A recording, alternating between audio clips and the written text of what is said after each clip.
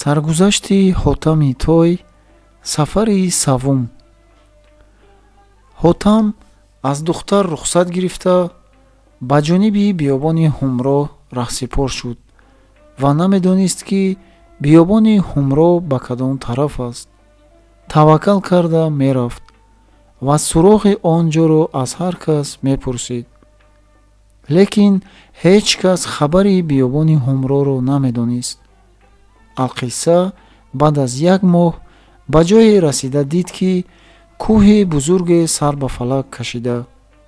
аз болои он кӯҳ овозе меояд ки пуршӯру дилсӯз: биё биё ки намондааст тоби маҳҷурӣ, кашидем басе дардҳои ранҷурӣ. биё илоҷи ман инак бикун ки аз сари меҳр, ғаме ки ҳаст ба ман нест завқи масрурӣ. алқисса Ҳотам бар болои он кӯҳ баромада дид ки дар зери дарахте як ҷавони соҳибҷамол бо тани лоғар ва заиф шохи он дарахтро ба ду даст гирифта ва чашмҳои худро пӯшонида ҳамон мисраҳои дар боло овардашударо мехонад. Ҳотам ҳайрон шуд ва дар пеши ӯ рафта пурсид: эй ҷавон, аз ин оҳи дилсӯзи худ ба ман чизе бигӯй. Он ҷавон ҳеҷ нагуфт ва чашми худро ҳам накушод ва ба хондани он рубоӣ муқайид буд. Ҳотам боз гуфт: эй ҷавон, чаро чашм намекушоӣ ва бо ман сухан намекунӣ? ӯ чашми худро кушода дид ки як ҷавон омада нишастааст ва ӯ матлуб набуда, боз чашм пӯшонида ҳеҷ нагуфт ва ба кори худ машғул шуд. Ҳотам боз гуфт: эй ҷавон, магар гӯши шунавон надорӣ? 3 маротиб аст ки аҳвол мепурсам, ҷавоб намегӯӣ. дар замон он ҷавон чашми худро кушода гуфт: эй азиз, чӣ ном дорӣ ва аз куҷо омадӣ ва аз мани аламзада чӣ мехоҳӣ? бояд ки бархезӣ ва ба роҳи омадаи худ биравӣ. Ҳотам гуфт: эй ҷавон, саргузашт ва муроди худро ба ман бигӯй, шояд ки мушкили ту аз дасти ман осон шавад.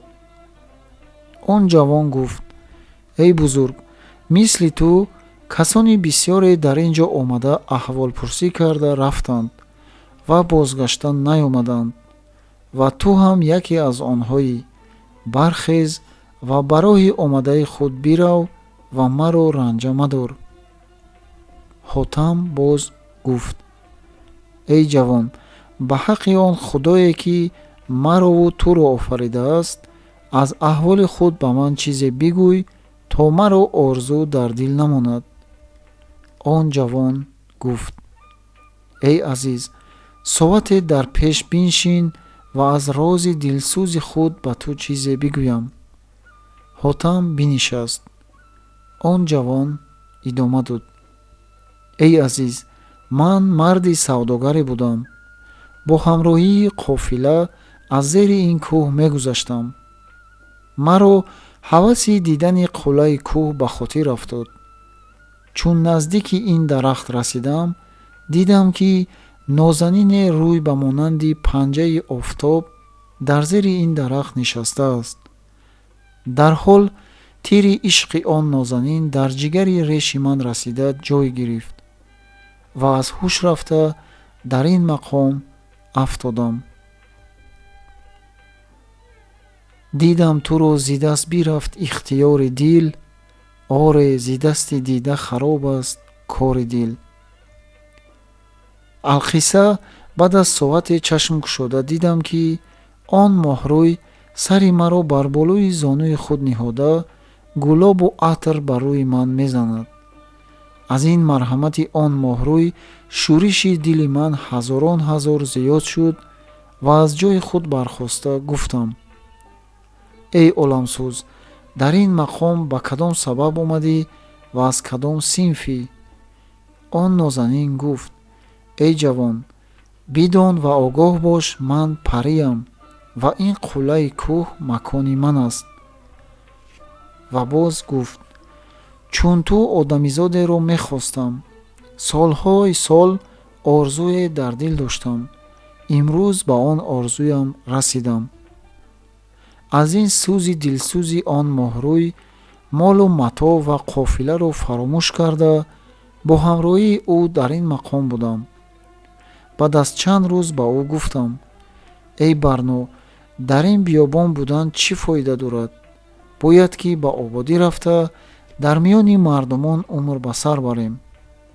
он дилбар гуфт: хуб аст, аммо рухсати падару модар дар кор аст. ин бигуфта аз ҷои худ бархост ва ба хизмати падару модараш озим шуд.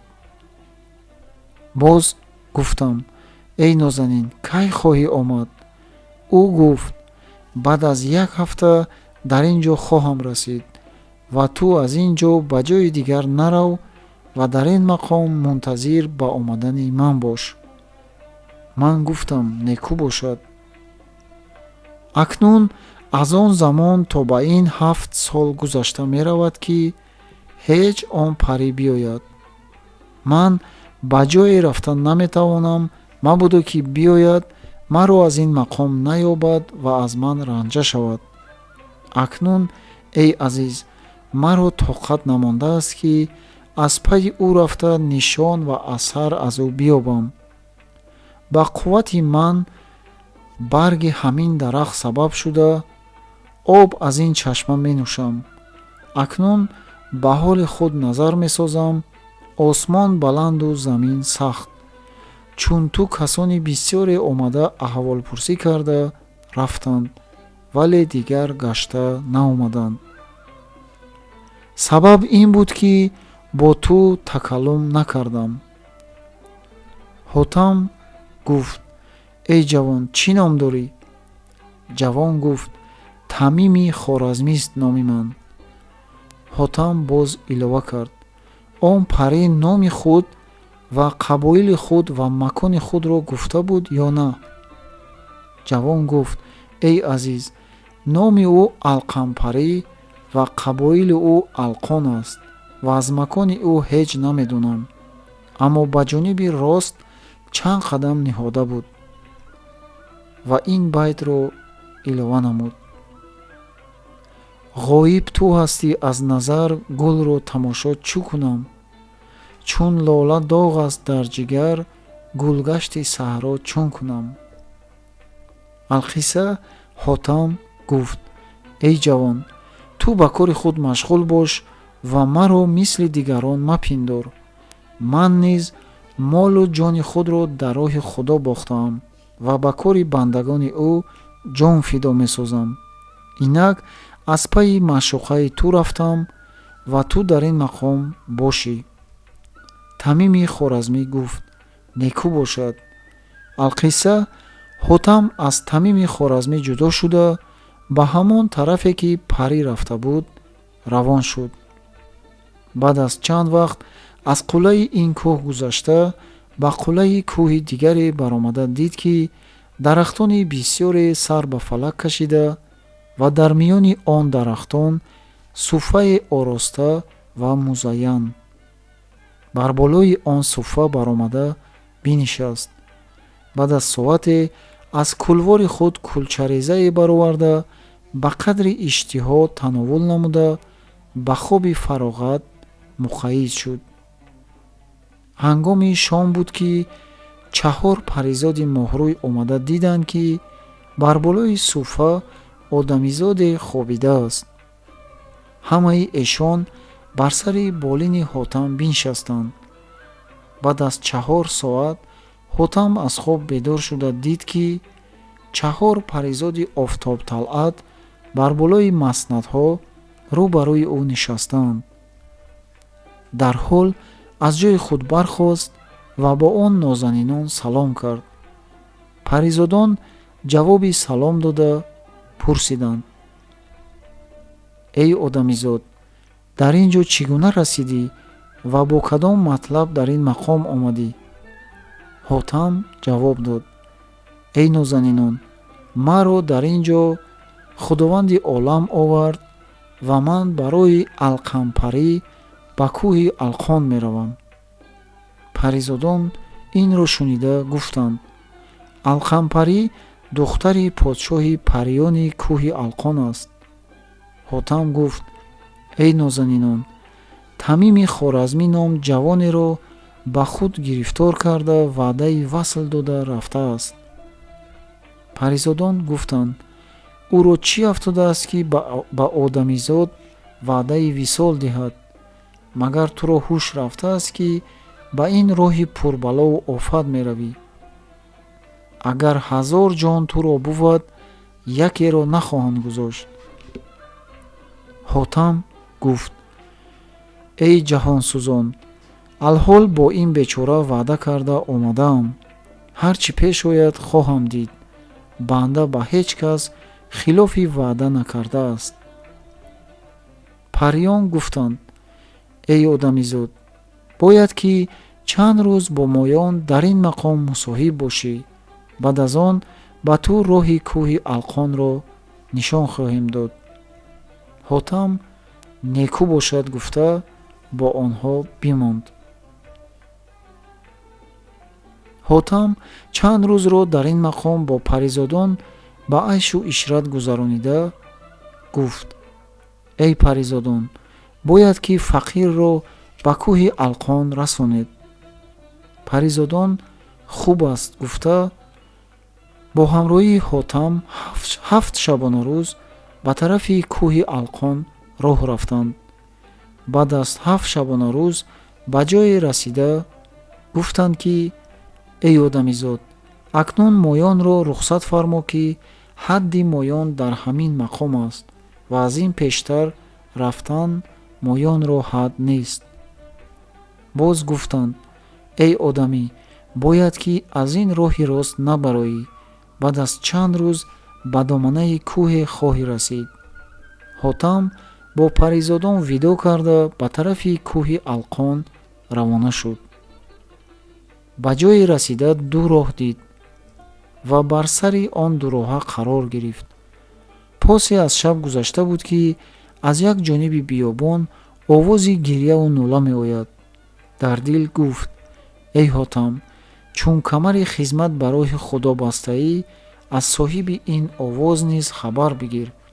шояд ки кори он бечора аз дасти ту барояд. дарҳол аз ҷои худ бархоста ба ҷониби он овоз равона шуд. шаби панҷум қариби саҳар буд ки аз пайи он овоз ба сари манзиле расид. дид ки ҷавони соҳибҷамоле сару по бараҳна зор зор чун абри навбаҳор гирьяву нола мекунад ва ҳар замон оҳи сард аз ҷигари пурдард мекашад. тараҳум бар ҳоли ӯ карда пурсид: эй ҷавон, чаро ин ҳама нолаву зорӣ мекунӣ? он ҷавон ҳеҷ дам назада ба гирьяи худ машғул шуд. ҳотам боз пурсид: эй ҷавон, бигӯ чӣ матлаб дорӣ? он ҷавон гуфт: эй азиз, аз ман чӣ мепурсӣ? ман марди сипоҳӣ будам.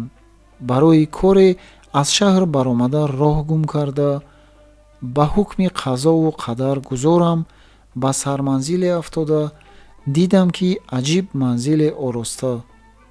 дар он ҳин шахсе маро мулоқӣ шуд.